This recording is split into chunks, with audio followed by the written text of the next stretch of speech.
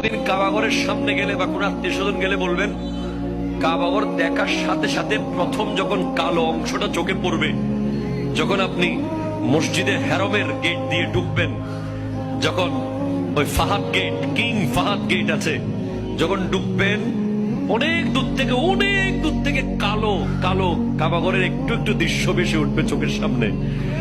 তখন দোয়াটা করবেন, কি দোয়া করবেন কয়টা? যখন কয়টা? একটা দোয়াই কবুল হবে দেখার সাথে সাথে। কাবা ঘর দেখার সাথে সাথে প্রথম যে দোয়াটা করবেন ওটা কবুল করবেন কে? এখন শিখে নেন, অনেক মানুষ জানেন না হিকমত। আপনি একটা দোয়া করবেন, একটাই শেষ, একটা সুযোগ পাবেন আপনি, কিন্তু আপনি এমন এক দোয়া করবেন যেন যতদিন ওখানে থাকেন প্রত্যেক দোয়া কবুল হয়ে যায়। এই হিকমতি দোয়াটা শিখে নেন। আপনি বলবেন, আল্লাহ আমি 10, 12, 15 যতদিন এখানে থাকবো